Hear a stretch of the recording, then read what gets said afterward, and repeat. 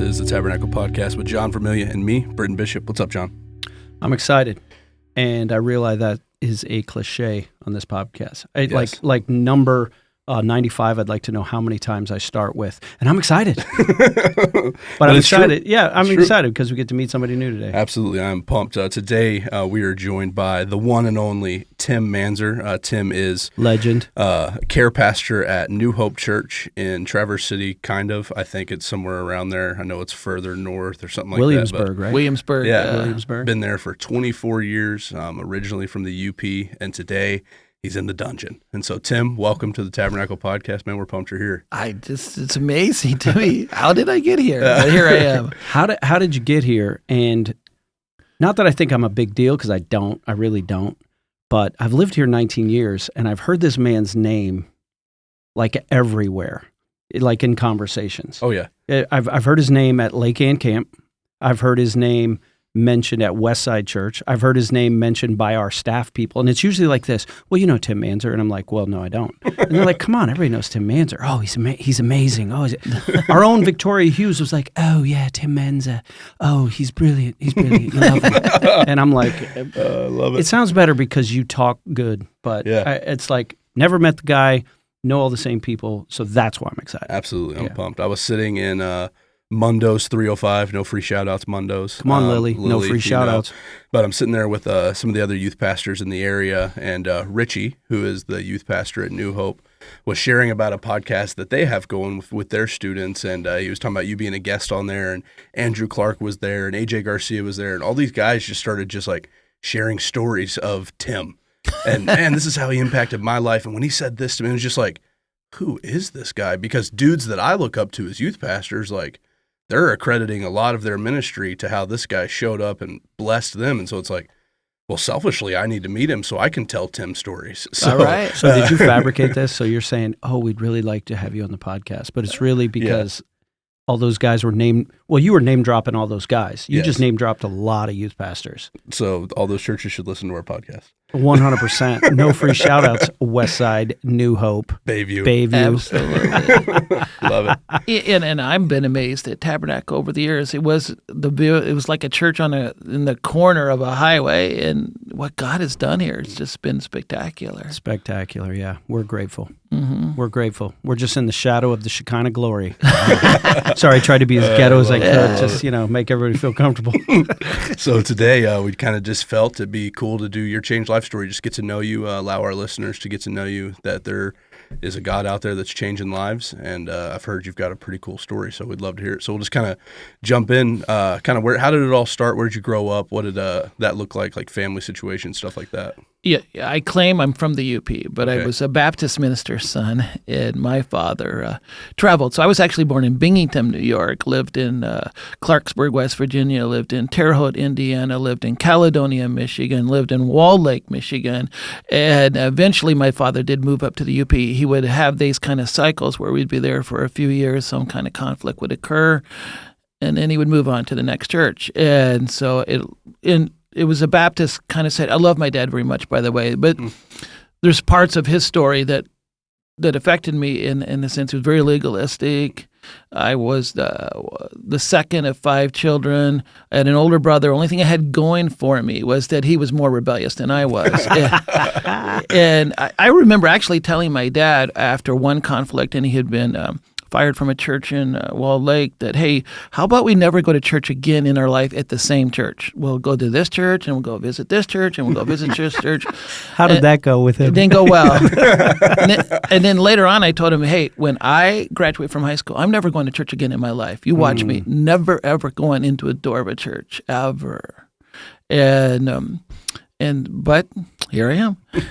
Wow. Yeah, I thought every Christian was boring. I thought Christian music was super boring. Oh, yes. There was a set of rules. My dad got really mad at me once, and he just said, Tim, don't do anything to embarrass this church. Mm-hmm. I thought about it, that there's a worthy goal. a lot of checklists, like don't smoke, don't drink, don't, all. Yeah. Don't play cards. Don't play cards. Don't go to don't movies. chill. Don't dance. I'm going to do it all. Check, check, check, check, check, and then hopefully find a bunch of girls that would want to do that with me as well. And that was my whole goal in I like life. this plan. Go down the checklist. And what else are you guys against? And I was just that kind of person. I wanted to run away from home. And I heard these kids that were going away. And this time my father was without a church, and we were attending this church in Union Lake Baptist. And I heard these kids were going on a missionary trip. And I said, tell me about that.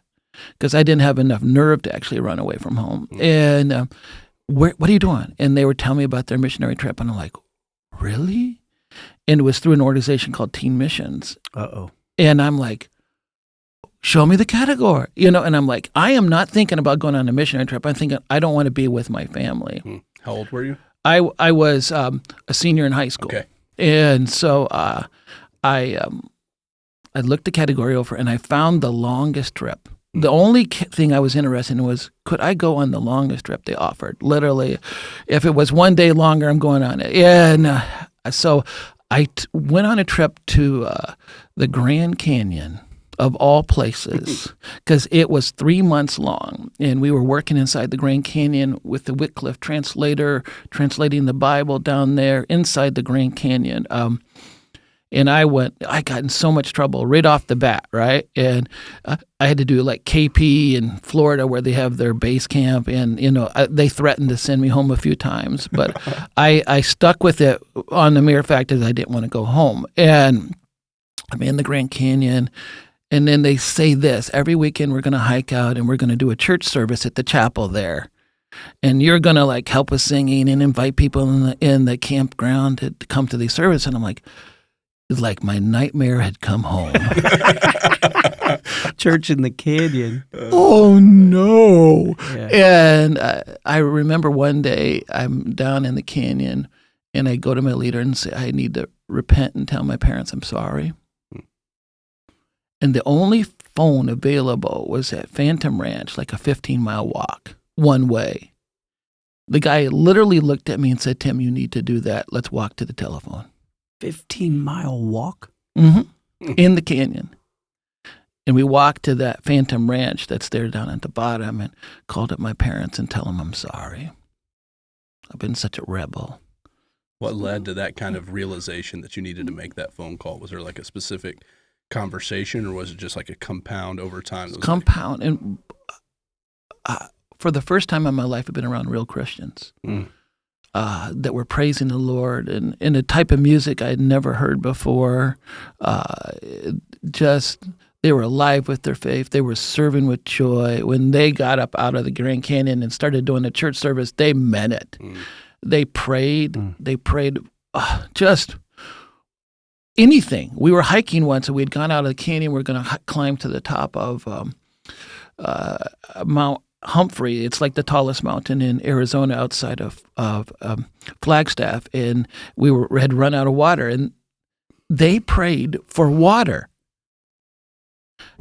the fine water. And I remember holding hands. We hadn't found water for a bit because it was a real dry season that year. And I'm thinking, really bad thoughts. Like, this is the stupidest thing I've ever heard in my life. It's dumb. And let's take off from here, head back down the mountain. The survivors can tell everybody else where the body is, and I tend to be a survivor. And and we are praying, and they make us hold hands and all that. And in back of us, this woman's voice comes up. And it turned out to be a female ranger on horseback. And she says, hi, everybody. You guys need to know where water is?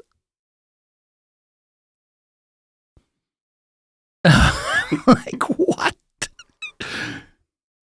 And I remember we got the water source there. It was like a quarter mile from where we're at. We just didn't know it was there. And this little stream, and we filled up our water bottles with this cold, delicious water, and we hiked up the mountain. At that time, I was a little bit fitter than everybody else in the group, and I was allowed to climb the mountain at my speed. So I ended up at the top of Mount Humphrey, all by myself. And I remember just crying up there thinking, I am such a terrible person. Mm. And God, I'm going to try to find you. But I immediately came back home and came back to the rules and went right back to the way I was. Mm. Transformation was really close, but I didn't stay with it. But you think it started there? It started there. Yeah.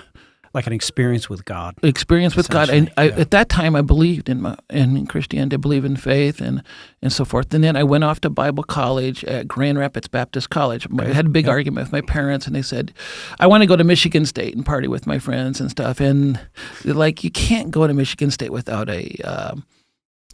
something you're really genuinely going to study. So why don't you go to the Bible college and go there for something you're not really going to study? And I went off to Bible college, and just a series of events occurred that were just amazing.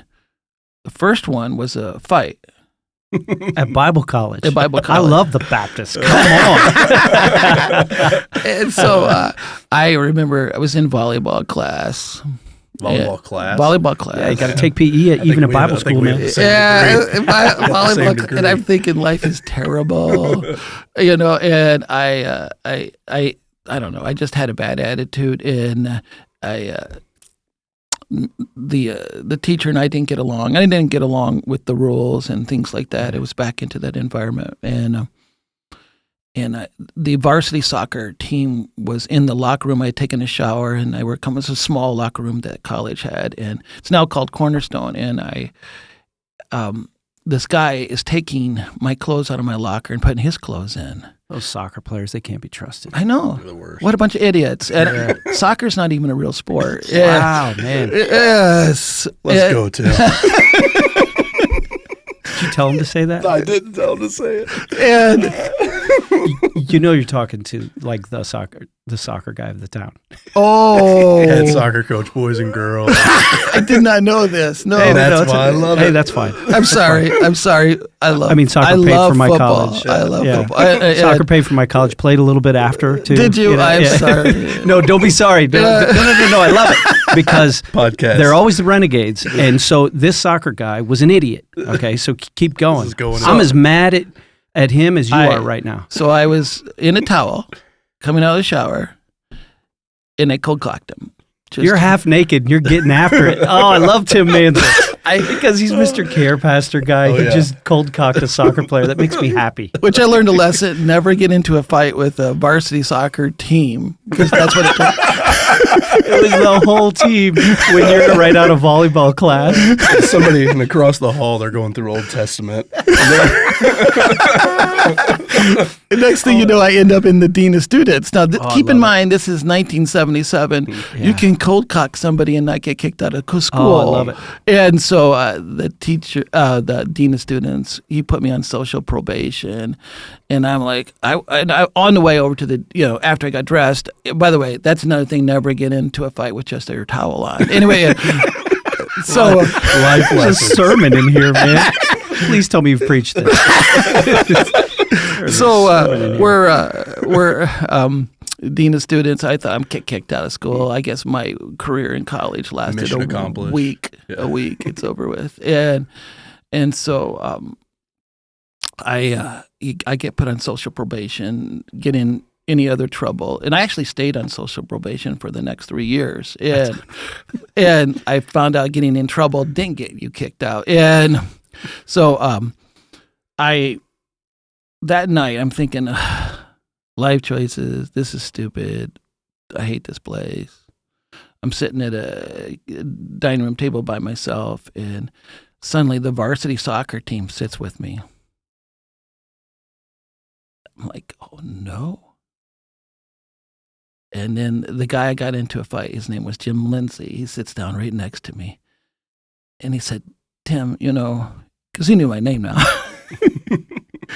We got off to a wrong start. And there was a senior freshman mentor program. And he said, I went out and asked to be your mentor. Oh, my goodness. These soccer players, they're idiots. And I was not expecting that statement. And he says, and we became the best of friends. Wow. And that was a difficult year for me. I had no direction at that point until later on in the school year. But yeah, so the guy I got into a fight with became my mentor, which I deeply owe a lot to. Mm-hmm. Yeah. Wow. That's awesome.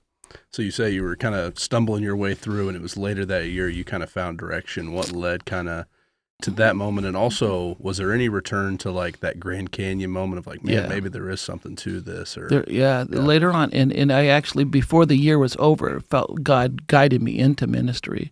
But it came through tragedy. So this is terrible. Later on in the year, I got into a fight with my roommate, right?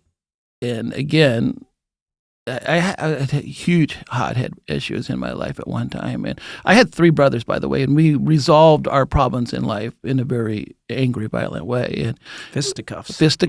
And so it wasn't working in college. And this time, the dean of students suggested I get a different roommate. Well, by then, I had had a chance to meet other students. And one of the students, I had been a lifeguard at a Christian camp with during the summer.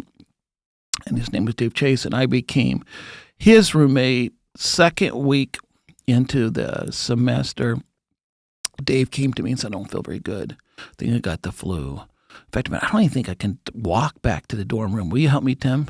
We're both 18. I think he's got the flu. That he's going to throw up, and I don't want that to happen to me. But what I don't know is he's having a heart attack. You don't think about that, I didn't think about it as a 911 issue. I get him back. He's on the top bunk. I'm on the lower. I get him in his bunk, settle him down, turn off the lights, leave him alone. I'm working at my desk. Later on, some other kid comes in the room, asks me a question. He said, hey, what's wrong with Dave? And I hop up on the bunk. He's blue. We pull him down. I did CPR on him. It was just the most incredible nightmare. Desperate, crying. We had literally learned CPR together because we were lifeguards at the same camp. Never had faced a tragedy. And now I was trying to remember, was it 2 compressions, 5 breaths, 2 breaths, 5 compressions? I can't remember a thing. I was just full out panic. And then the fire department shows up and they get me aside in the corner and say, kid, you did a great job, but don't get your hopes up. And my college roommate died. Thus, my care ministry began at that point. No chaplain came to talk to me. Nobody wanted to move into a room where somebody died. I was alone. I literally took a job working from midnight to 8, not to be in my dorm room. I was working a job as a switchboard operator. Those jobs don't exist anymore, but did that. And I remember one night I'm just like, oh, dear God. I'm wasting this life you've given me. I was just so stunned by Dave's sudden death, and I just said, God, I'm willing to do anything to show me what it is. And it wasn't in the direction, I had no idea where I was going to go, and it ended up. And a couple of weeks later, by the way, Grand Rapids Baptist College required students to do service, like help out in Awana and stuff, but they wouldn't recommend me. It was a catch I had. So it's required, but not this guy. Not this guy. We don't want you to represent us as a school. So I got a direct call from an inner city Spanish-speaking church to ask me to come out and help them as their youth leader. So I didn't go through the college, and that's where I began my life in ministry. Yeah. Wow. You're like the rebel with a cause. Yeah. I still got in lots of trouble after that. It took me a long time to figure out I didn't belong there. Yeah. It took me a long time in life to realize that I needed to be in a church that philosophically reflected what I was like instead of staying in that environment. It took me a long time to walk away from the legalism. Yeah, I'm relating to some of your story, not to, like a lot of the stuff you expressed outwardly. I was feeling on the inside, and because I was a pastor's kid, one of 5, as well from the Wesleyan background, and it was the same thing. I mean, it sounds like I had a better relationship with my father, but I can relate to being at a Christian university and saying, I don't think what is being forced on me from the outside is really forming me on the inside. No. That this Jesus that I read about, and the Jesus that, if I'm honest, I was attracted to, wasn't being expressed in all of these rules. And I understand, now that I'm a 52-year-old man, that, the purpose of the rules is, you got all these parents that are trusting the Christian institution with their kids. But just a lot of it, if you've got a brain, you're like, wait a minute, this isn't consistent with Jesus, even, some of that stuff on the outside. So. Yeah. I was a cartoonist. I still am. I can do cartoons. And I created an underground newspaper at the college that made fun of legalism and rules. and so I always had different things. My junior year of school, I did get kicked off the campus. We don't want you to live on campus anymore. Everybody else was trying to get off campus.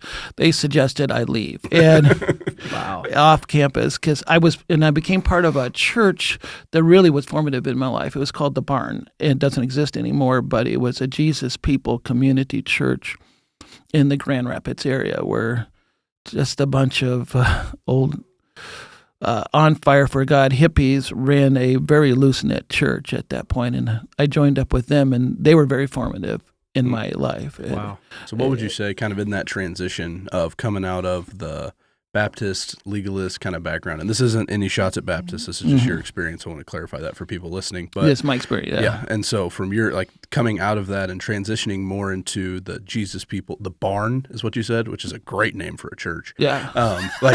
Transitioning into that space, what would you say in your relationship with God, with Jesus, however that was shaking out, what was kind of transitioning with you? What was kind of shaping in you? Were you kind of seeing some of that legalism being redeemed, or how did that kind of unfold for you? It comes in 3 ways. First of all, they were more remarkable prayers to me. I'd never heard prayer like this before. It was like they were talking to a real person and loving God and asking Him for just the smallest things in life and the biggest things in life, and personal guidance, and that struck me. And then their study of the Bible, it kind of overwhelmed me, because they were in search of saying what was God saying to me in this text? Mm-hmm. How does this apply? And then always asking themselves the question, how could they serve their community, whatever it may be? And I'm like, wow, it was so real, and it was so in the moment. It was so, the church doesn't exist anymore. It had no long-term plans. It was just something that happened at that time in history. Yeah.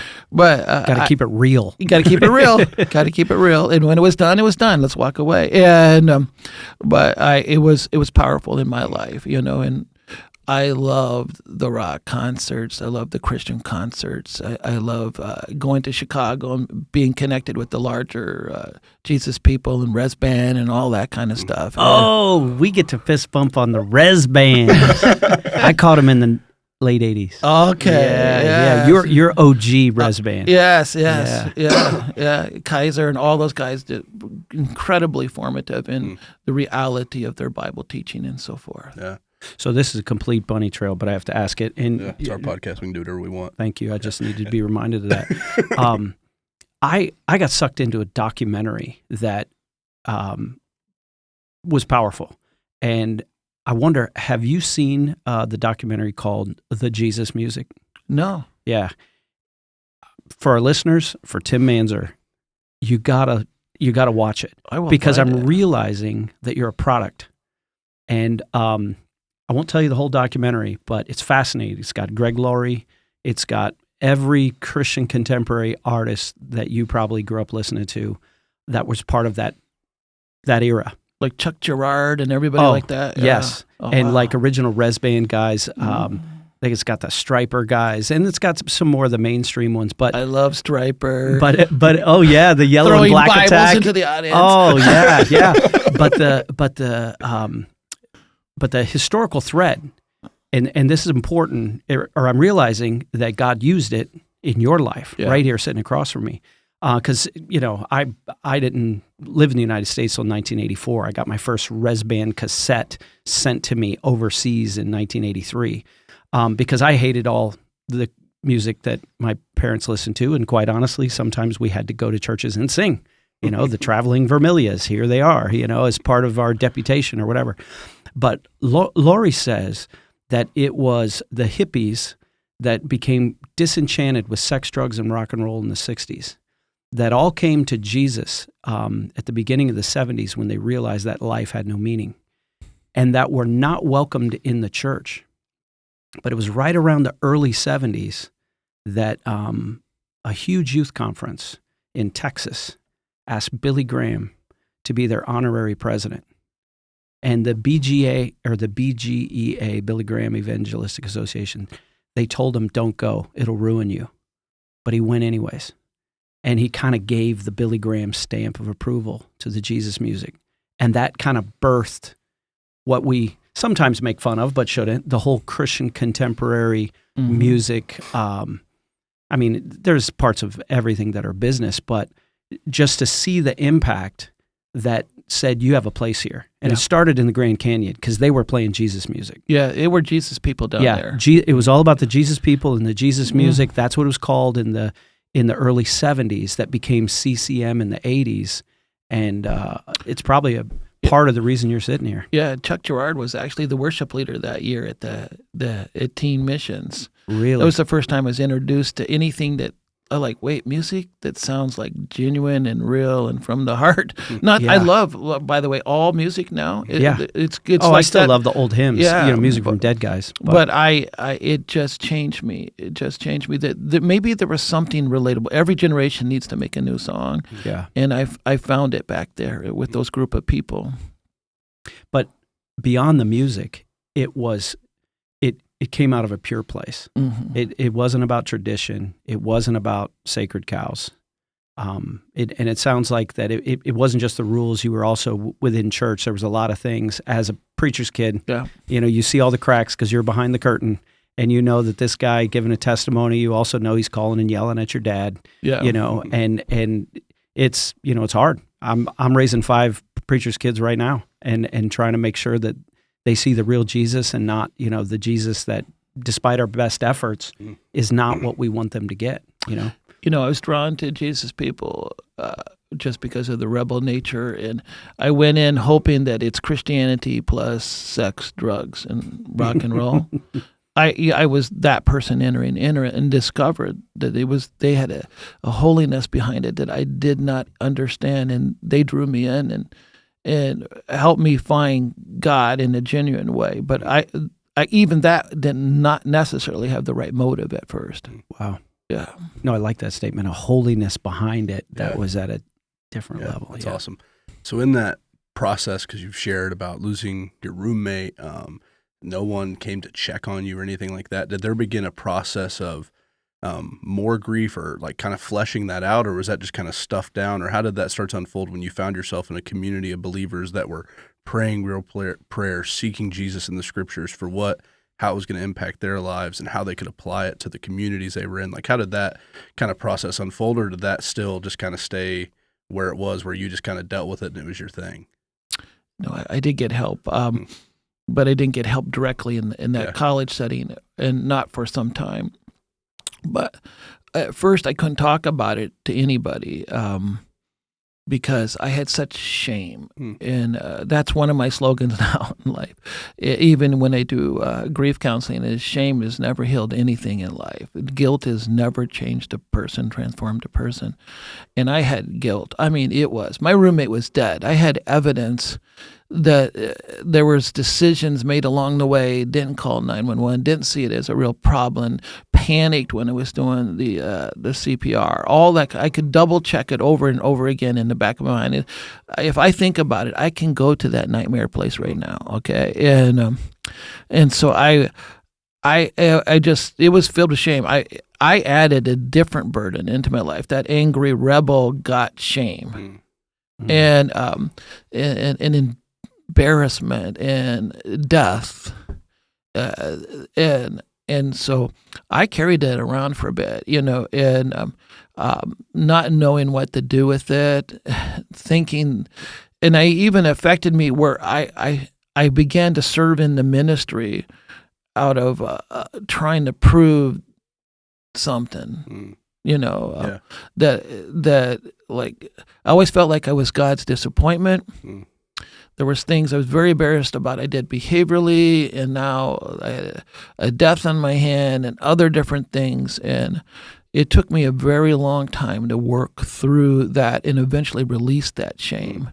Though there was people all along the way that loved me deeply, believed in me, wouldn't let go of me, as far as I've been the most blessed person ever with mentors in my life and people that deeply believed in me and spoke into me. Yeah, I wonder just how many people listening to this right now and listening to your story, you just said a phrase that kind of almost shook me a little bit, just the idea that I felt like I was God's disappointment. And I just wonder how many people are just stuck in that process of life, that no matter what happens, no matter what I read, what I hear, what the preacher tells me, right, that at the end of the day, this is probably true for somebody else, but I'm God's disappointment, right? And I'm curious how you would, like, if you could go back and talk to the young Tim or to the person that maybe is stuck in that cycle, just the encouragement you could give them in that space. Oh, young Tim didn't know what to do with it. That's where I try to find those young Tims nowadays and speak into them, love on them, let them know that God loves, cares, help them find their identity, not in their work, but in who they are in Jesus Christ, and then out of that minister. There were so many different things, so that I really struggled with that. Yeah. The performance identity, I carried that all the way into New Hope Church, and just struggling with internally a voice that had some serious darkness. And then I became a hospital chaplain. Prior to all of that, I got accepted into the pastoral clinical care program at University of Michigan. So at the Ann Arbor Med Center, I was trained, but I was placed at Foot Hospital in Jackson, Michigan. And so I did crisis intervention, family notification, and a variety of other things for that type of, it was more of a emergency-based chaplaincy. I did like nighttime and weekends and tragedies and of all kinds. And so I added one series of darkness into myself into another. I was there for the shootings, the stabbings, the whatever else that went wrong, accidents. I was the one notifying the family, helping in that situation. And, so I added a lot of nightmare into my life. Trauma in my life. I saw everything from Sid's death to, a pregnant woman who was T-boned and dying, and a lot of other different things, stabbings. I was there with an old mom as she had to identify her dead son after being stabbed to death. All those kind of things. And the weird part about it all is it all goes back to Dave. Like, I'm going to help others in their tragedy. Because my tragedy was mishandled, right? Yeah. But I still was struggling with some guilt within myself and some loathing, some self-judgment. And so New Hope Church had asked me to go on a missionary trip to Uganda. We were helping an orphanage over there, and they needed like a school building built, and it was a wonderful idea. And I came back and told our church, got to do this. So we did it. And prior to me going back on the second trip, now imagine if you took a group of people to one place and you fell in love with everybody, had a great time, and now you're going back again, but you're the only same person on the trip, right? So it's everybody else has changed, and now I'm going back for the grand opening of that school. But prior to that, I finally confronted myself. Enough living in your disappointment. Enough with the bad name calling. Enough with the evil. God, give me a new internal name. Give me a new name. And I couldn't think of a good new name to call myself. But it took me a while. Now I'm back off to Uganda. And I'm trying to remember what they call white people. I can't remember exactly, but it starts with an M. And over there in that region, and everybody gets called that. Don't take it offensively. Right. But I wasn't being called that. I come into this orphanage of like 700 kids, and they know me. I've been here before. We were able to send the support so that the Ugandans could build the building themselves, and they're calling Masumba, Masumba, Masumba, right? And I'm like, what are these kids calling me? They're hugging me, Masumba. Yeah, I got it. Mazunga. Masunga. Mazunga. Yeah, Mazunga. Which sounds very similar, but I'm being called Masumba, right? And I'm like, wow, what's the deal with that? And then they go, oh, what are the kids calling you? They say they're calling you shepherd. The shepherd's back. In that moment, I claimed that name, internally speaking. I am not God's disappointment. I'm God's shepherd. Totally different name. And that's cool. It took a long time to get there. I wish other people, I pray everybody out there does it quicker than me. Yeah. Wow. So that dude, I just got chills. Yeah, same. Should we just? Yeah, these are the moments where it's like, we're just going to sit here quietly for a minute. Yeah, can we sit here quietly? John, don't ruin it. I feel my wife saying, John, shh. But I do have a question. Was Ann Arbor right after college? No. Okay. No. Because there's this other part of your life that we haven't hit yet. You have not hit it, no. Yeah, it's the girl situation. Yeah, I know. I see a ring. How did that happen? Yeah. Yeah, was that a Baptist girl? Did that come later? So in college, I did get engaged to get married. And then to this wild and crazy girl. And I still wasn't heading into the ministry, by the way. I graduated from Bible college with no intent of going into the ministry. What was your degree? It was in Bible and drama. Okay. And because they gave me a drama scholarship after a while because they realized this guy he's quite good at drama. And, and I'd been in some plays in high school and stuff. So, but I got offered a job my sophomore year in New Hampshire by another guy that was transformed my life. He was former military, and he'd started a Christian camp that did backpacking and rock climbing. And I would go off to New Hampshire during the summertime and help. It's called Peak Adventures. It's now relocated to Colorado, and it's in Colorado there by Longs Peak and Estes Park and all that area right there. And his son, Tom, now runs it. But Tom had a profound impact on my life. This is a guy that just retired from the military, decided to do his dreams and take kids on hiking trips all through. And we were just primarily working in New Hampshire. And I was out there leading Bible studies, loving these kids in the woods, going on 2-week backpack trips. It was long trips, and teaching kids rock climbing and things like that. And taking kids rock climbing, not teaching them, trying to keep them alive. Yeah. And so, isn't that just 90% of ministry? Just keep them alive. Yeah. So here's how it happened. I graduated from Bible college. I got engaged to this girl, and she would get so mad when I'd go to church, when I'd help out with stuff. When I was gone at these camps, I was thinking to myself, Tim, you're either going to go into the ministry or be married to this girl. Both weren't going to happen. Was still dragging along a bit of hell with me. And so I remember one day I'd gone back to Grand Rapids between trips, and I felt I should break up. We were now engaged. It was one of the proudest moments in my life. I drove up, I had this car, and I left it running. I didn't want to go into her apartment. I asked her to come out. And, and by the way, there's no book on how to break up with a girl. And so she realized what was going on, and she took off the wedding engagement ring and threw it at me, and this is the proud moment I caught it. Caught it. So there's enough. Don't need to talk anymore. To the car that's running out of there. And I broke up, and I told God, I don't know how to pick a woman. I'm picking him for very bad reasons. And I gave up dating. Quit. I gave God a whole year of, I'm just going to serve you. I am not dating anymore because my picker is bad.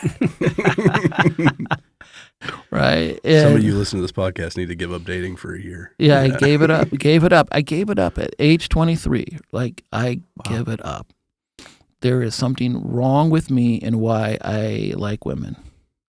And I need to find, to learn what it was like. So Lake Ann Camp had a tragedy where they lost some staffers on a wilderness trip. Mm-hmm. And they called me up and asked me to take over the program.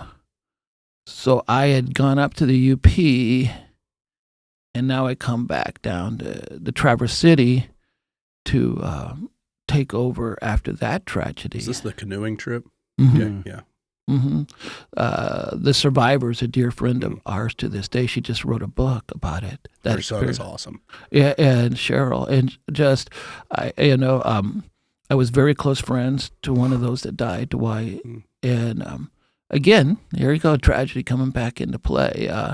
I took over that along with a fellow by the name of Jeff. And while I was at camp, there was a girl by the name of Kim that was a counselor there. And she had come on the other counselors come on the trips. And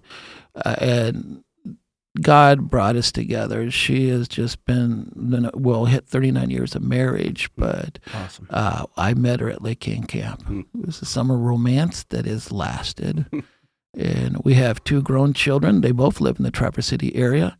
I have a daughter-in-law that helps with single mom ministries. I have a daughter who's on the staff at Sojourn Church.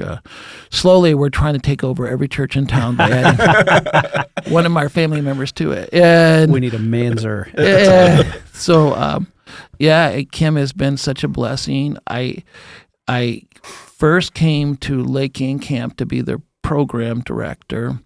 And I hated it. I didn't, just not that it's a bad thing. It's just that wasn't what I was meant to do. You're a shepherd. I was a shepherd. That's your name. It just didn't work for me. It just, people came in and came out and so forth. And so I looked for a church as to be a youth pastor. I took a youth pastor position in Livonia at a Baptist church there. Shortly into that experience, the pastor ran off with a woman on staff. And I told my wife, this is awful. I just love the man.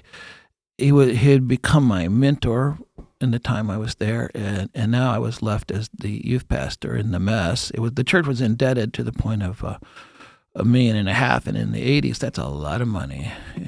And we weren't paying bills under my leadership. And then the other pastor came in, and the first thing he said to me after he accepted, how they vote people in, candidate and stuff. I was congratulating him. He leans over and whispers in my ear, if you're not gone by the time I get here, the first thing I'm going to do is fire you. Okay. So I took a job in Jackson, Michigan as a senior pastor of a little tiny Baptist church.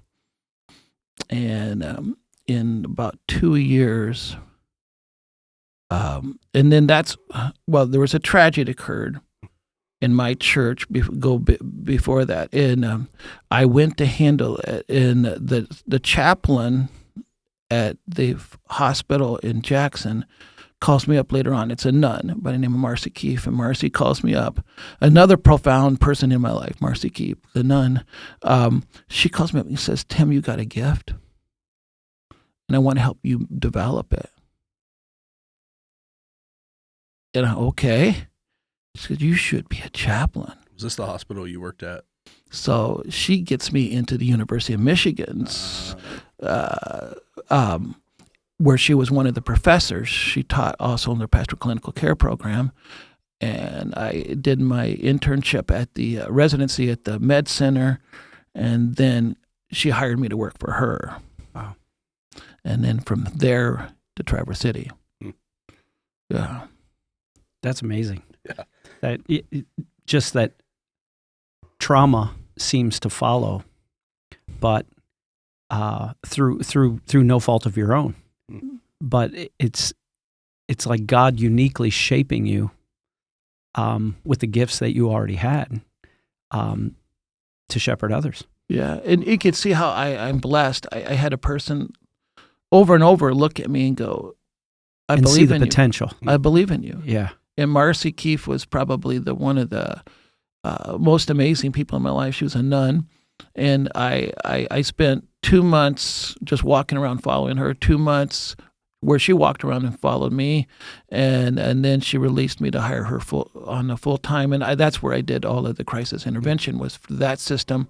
Plus, I helped out at the University of Michigan system and other things, but I was not met for that. I was met for people long term. Yeah. So in that span of all those things, and the moving, and the youth pastor, senior pastor, going in back into clinical, finding places, and all, kind of for you, your personal kind of like your relationship with Jesus, how was that shaking out? Was it one that was, were you finding depth? Was there like a dependence? Like kind of how did that unfold for you? Because you shared that you felt like God's disappointment, and then Still, yeah, so in all of that, you hadn't, because you shared about the Uganda trip. Was that post all of this stuff? Yeah. Okay. Yeah, it's all the way back to New Hope Church. Gotcha. Still carried that. It's a crazy what a defining moment. Like, and I blame it on reinforcement and legalism, reinforcement. And it's shame based. My choice, it's all shame, and that's why one of my slogans in life: "Shame never healed anything." Yeah, I've already written that down. I'm stealing that. Thank you. And it never healed anything, and it followed me over and over again. That I think I could profess and say exactly what you want me to hear, and how and express my identity in Christ, but never believe it. That was my problem. And it was still an issue in the back of my mind, but it was slowly shedding away.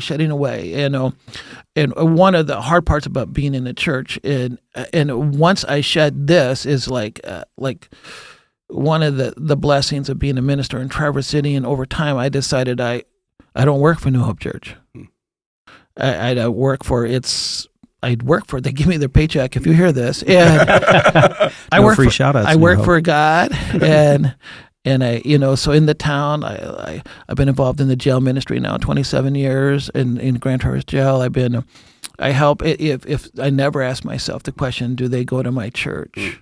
Whatever issue I get called into, or whatever things like that, I just serve wherever God calls me, and I gave up trying to build that kingdom. I'm not going to do that. And though it's an important church to be part of and involved in, they've been supportive of me. But at the same time, it's God's kingdom first, and the other kingdoms I don't worry about.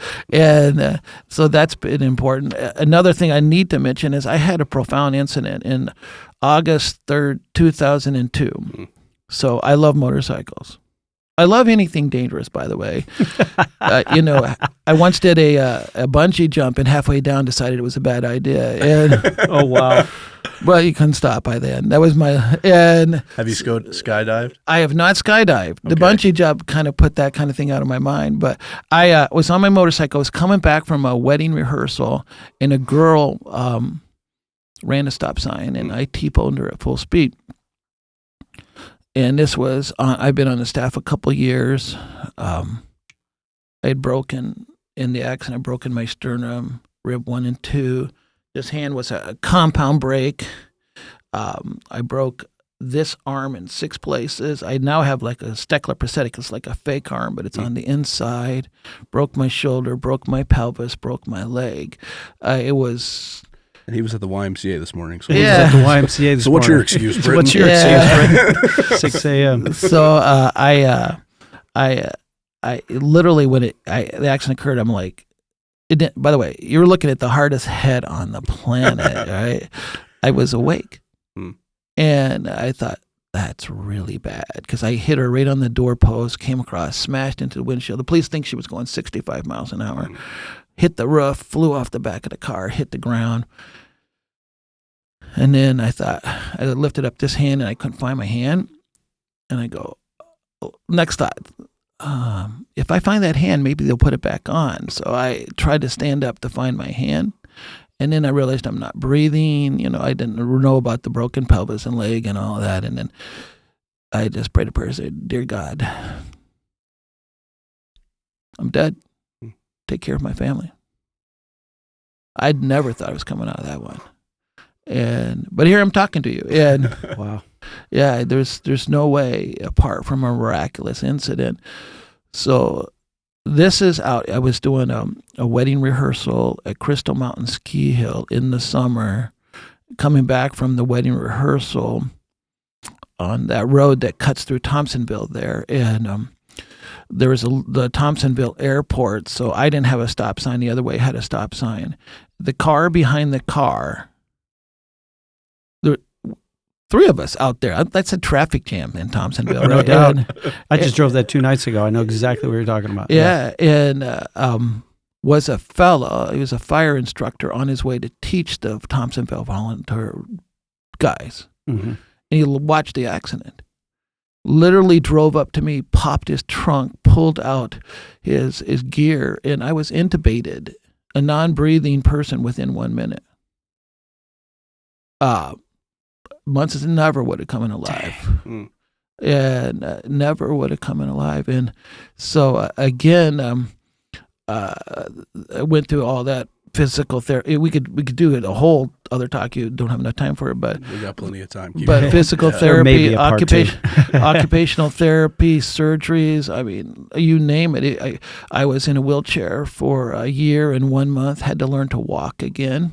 And a variety of other different things that occurred along the way.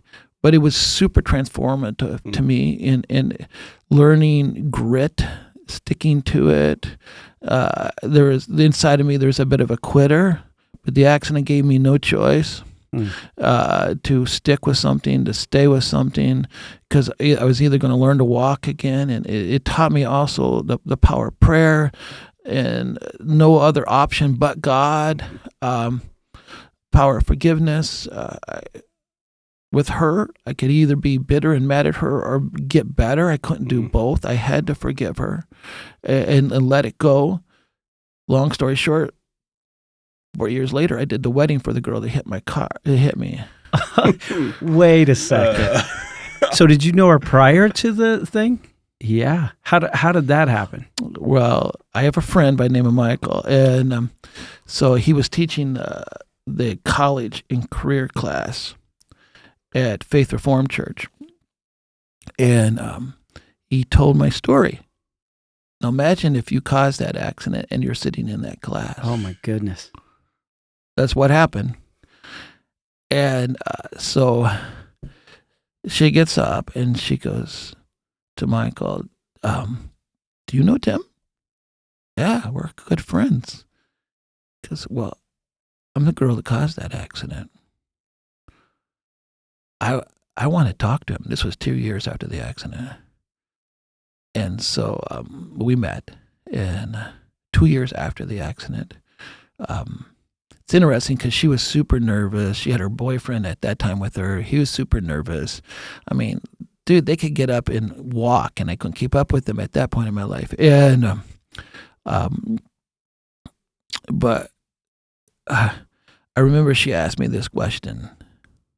Be careful of your expectations, by the way, of why I have all these imaginations why we wanted to get together. I thought about it be beautiful, repentant, whatnot. It wasn't. She said, "Tim, are you going to sue me?"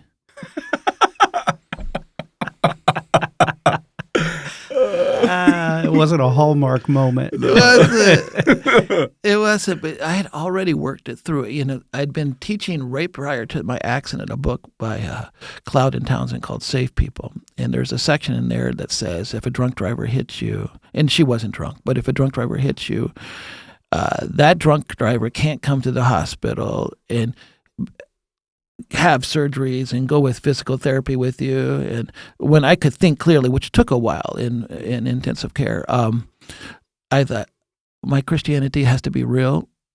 It's got to be real. And the conclusion is the shortest amount of time you spend as a victim, the better off you are. So I just followed the formula and saved people. I'm not going to be a victim of this accident. And I am going to not let it define me. I'm going to let it refine me, but I had chosen to forgive her way before I met her. And then I just basically looked at her and said, I forgave you.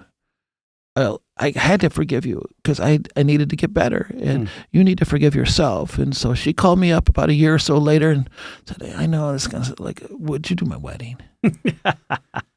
And so, yeah.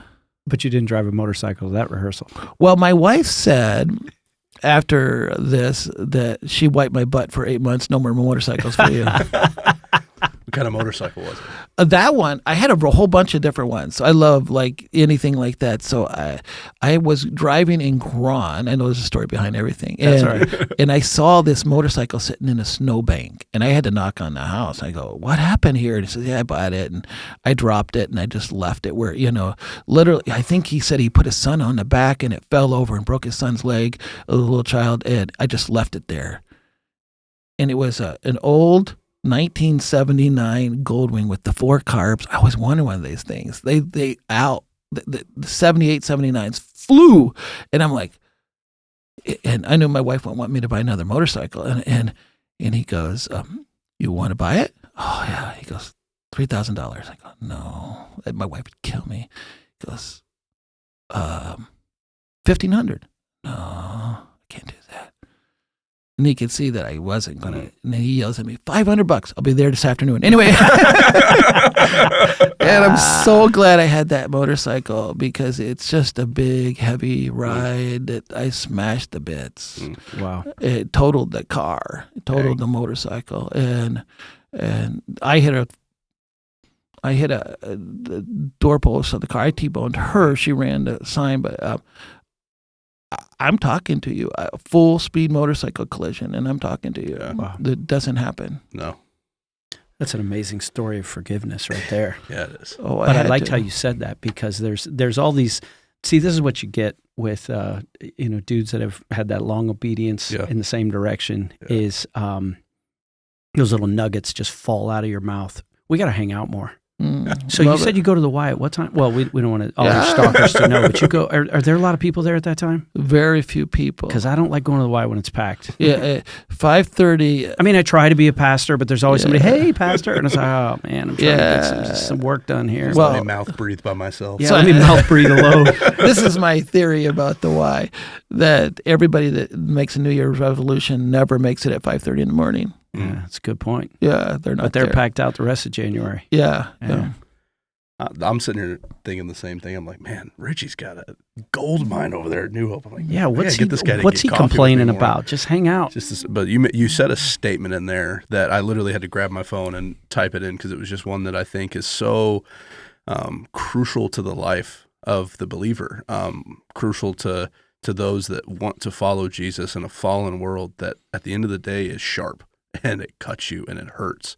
And you said, I'm not going to allow it to define me, but I'm going to allow it to refine me. And I think just if you could break that statement down, like how that played out for you, like, man, this isn't going to be my identity, but I'm going to allow it to shape me into maybe what is God trying to teach me in this. So if you could just break that down for that statement down for the listeners.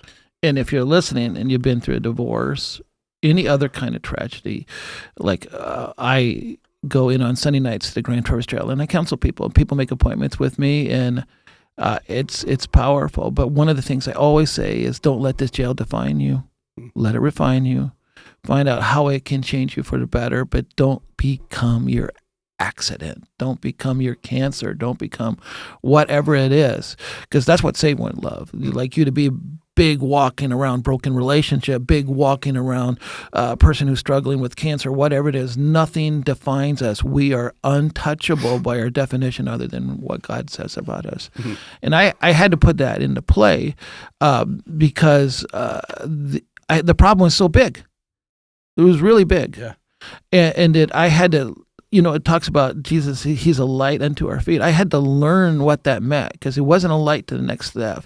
I remember I was in rehab and they were trying to teach me how to walk with a walker. So my hands were the last thing to come back. So I was a platform walker where you walked on your elbows, and my left leg, I was just dragging it because I had a fixator in it for 8 months. So at one time in my life, I had a fixator in my leg, both arms, and my pelvis.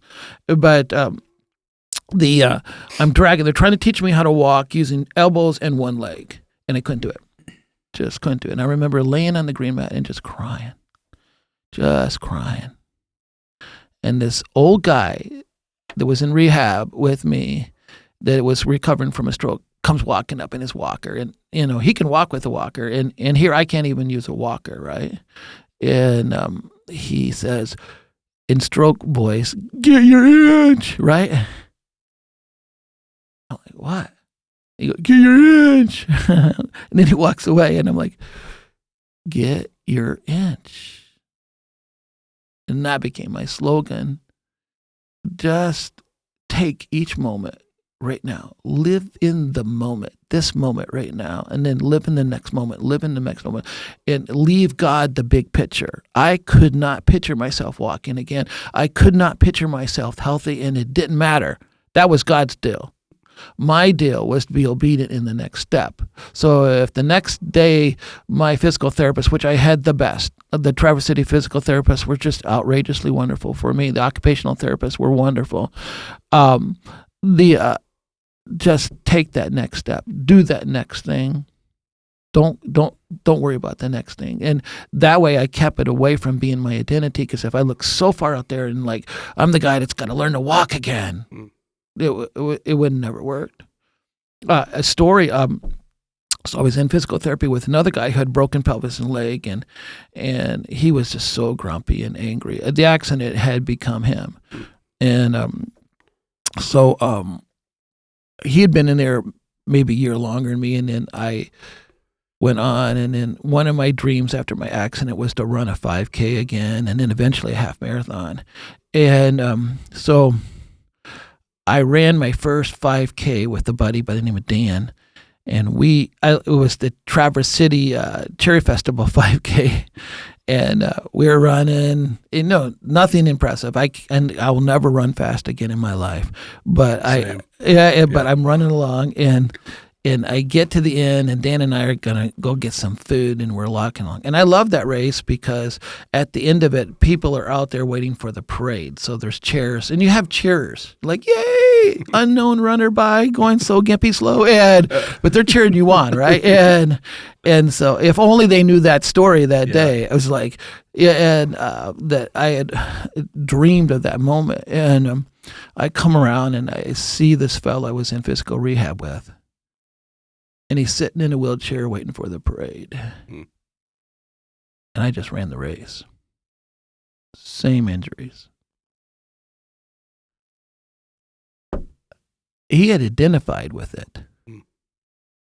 It's not my identity. But it does have it's a transformative moment, but it's not who I was. That's good. So good. Yeah, so you, Tim Manzer, can I call you Tim? Call me Tim. Do they call you the Mans? Tim Manzer's the Mans. Yes, he is. You give me hope for Traverse City. You do. And I don't mean that as a backhand thing. It's like, it's easy out here in Buckley. And we're one church right now in 2 locations. Hopefully, God willing, we'll be 3. But it's easy to look at other communities and go, what hope is there in the big bad Traverse City? And it's like, men like you make me want to be better pastors. And so, yeah. Well, appreciate that. You need to come down to Buckley more.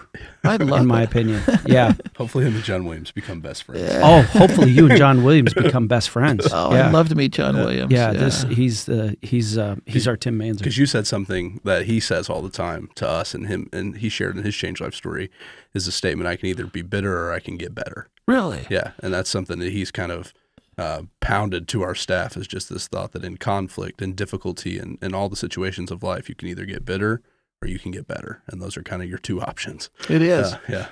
The only thing my wife did, by the way, my wife quit her job and eventually became my full-time caregiver. And so the only thing that she would do, because we lived in a tri-level, and those 8 steps up to the top level where our bedroom was like Mount Everest. I couldn't do it. Just could not move that high. And so I laid in a hospital bed in our living room for months. Right. And the only thing she would do other than take care of myself is she'd go to a ladies' Bible study. So my senior pastor came to see me one day and he said, Tim, is there anything I can do for you? I said, yeah, buy me the ladies' Bible study that my wife is doing. And so it was back in the day of VHSs and which I couldn't put in myself. Somebody else had to do that for me, and it had this giant booklet that went along with it. And I'm listening to this lady, so I could talk with my wife about her ladies' Bible study and learn from it because she would talk to me about it. And so I'm watching this lady, and she said a prayer, and I don't know what happened to her, but it was awful. Whatever it was terrible. But she said, I pray a prayer every day. God, don't waste my pain. Mm. And I remember thinking, that's my prayer. No, I don't believe God put me through this accident for the kingdom. We just live in a difficult, tough place, and things happen. They're awful. There's a choice in there. I take this from Isaiah 49. You have refined me, but not as silver. You tried me in the furnace of affliction. There is a furnace of affliction, and there's a choice in the furnace of affliction, right? And I take it as like, okay, here's my choice. Use my pain.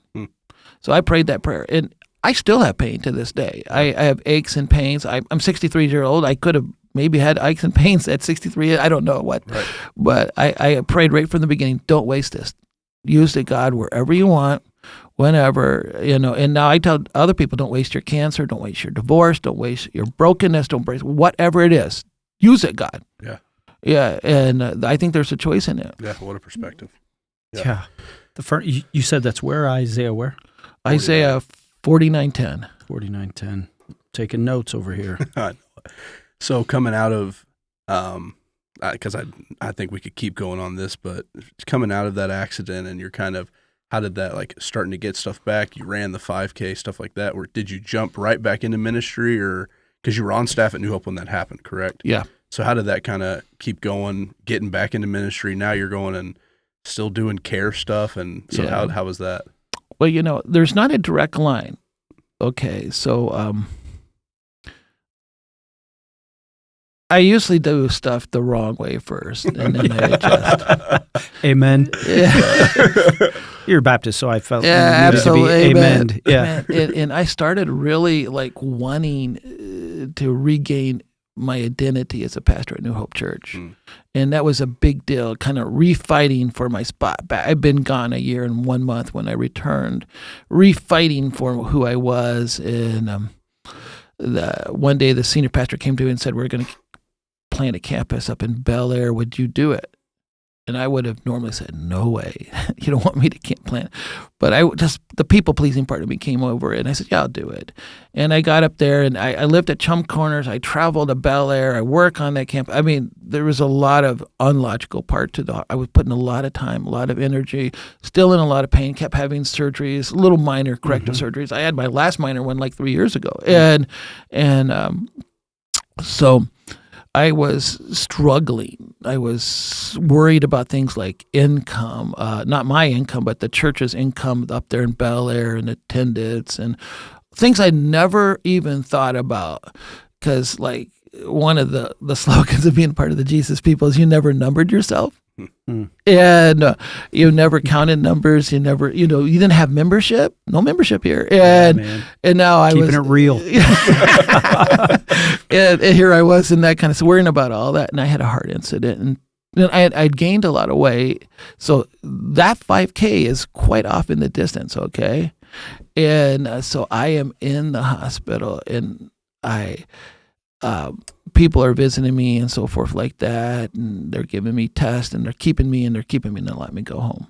And up in the heart center, and finally the heart doctor came in, and he says, Tim, you need to lose some weight, and Tim, you got to stop eating like a teenager, and 3, you're a preacher, preach to yourself, you're the problem.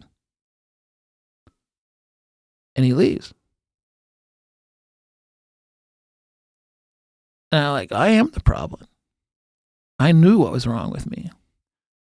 And I thought about it. I went to our board chairman. We were without a pastor at that time. And said, I know you can just let me go, but I don't want to do this anymore. I want to go back to being who I am and learn to be content with being a care pastor. And if you need a pastor up in Bel Air, just replace me. Let me go. And I remember he looked at me and goes, Tim, how are you doing what you're doing when I'd rather have you doing what you are wanting to do? Come on back. And I'm very fortunate that's what happened. And sounds like a smart man. Yeah, come on back. Be the care pastor. Rejoin the people cares. Stop worrying about. And by the way, they hired a guy up there that does far better than me. And go back into who I am, what God called me to be, and let that go. So from that point on, that's when. So yeah, I don't know how much time you guys got, but go for it. Keep going. Yeah. So I'm out in my yard, and I have a small apple orchard at my place near Chum's Corners, and I am now trimming the trees because we had like a late frost. I didn't have any apples, and so I'm trimming the trees, and I'm walking backwards. One of those things, trimming the trees, and I'd been told you can't run, you'll never be able to run again. A doctor actually told me, I'm so glad that you can walk. I'm glad you can walk, but you'll probably never run again. And he meant that as an encouragement, right? And but when you say that to a rebel, he thinks about it. It's not going to go well. And so I'm walking backwards, and I walk into backwards without seeing it, a big paper wasp nest, and they jump out on me. It was in one of my apple trees. I've done the same thing. And I ran. You have to. Yeah. I was zigzagging. You got to run like Forrest Gump and using the braces, man. Yeah. I was, and I'm sitting on my porch going, I'm going to run. So I owe those wasps a bunch. And though that night I went and burned them. Yeah. Yes. Exactly. Oh, that's awesome. But so the next day I literally put on running shorts and I'm going to run. I made it like to the neighbor's mailbox, but I worked on it. Now I do run, not as regular as I used to, but I run on a couple times a week basis. But I do try to take care of my soul, my mind, my body. I do less. One of my slogans is I do less for New Hope. I do more for New Hope by doing less. I take care of myself. I let other people do their part. Everybody give out ministry freely to others if that's what their calling is. Don't view ministry in any kind of competitive setting, and just be there for people. And that was the beginning of the transformation. That was the question in 2010. Because shortly after that, I ended up in Uganda. Okay, stop with the new identity. This is all going all the way to 2010. Oh yeah, Still struggling with the shame battle. Oh, the shame was there. Just carrying this like nightmare. And that was the time when those children gave you the name Shepherd. Yeah. It feels like that, or it seems like that was freeing for you. It was very freeing. There's like, you know who you are. I wanted a new identity. Give it to me, and God wouldn't give me a word like beloved or whatnot. He couldn't do it. Lion. It wasn't Eagle. And it turned out to be Angel Masumba. And I'm like, what are they calling me? And because everybody else was getting the other name, and that's where that's how it all tied in. It's all very complex. But yeah, I carried darkness a very long time. Yeah. And I think that I don't know what to think. This is incredible. Just your story, and just the story of faithfulness in the midst of. I mean, there's enough in your story, in one story, to make somebody step back and say, you know what, I'm probably good.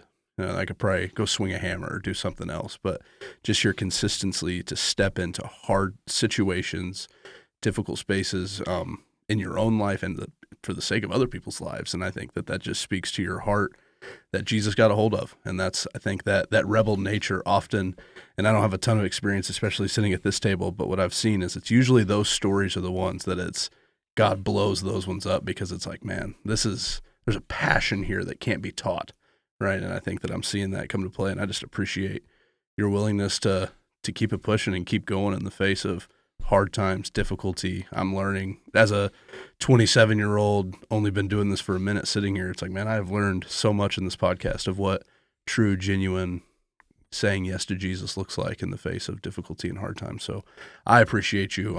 I think I'm going to be better at loving Jesus because of this short interaction. So thanks so much for sharing that story. Thank you guys. Yeah. Well, I got questions. Yeah, keep going. Yeah. I'm lost for words. No, this is good. No, we can wrap it up. But one question I have, I'm going to put you on the spot because we're recording.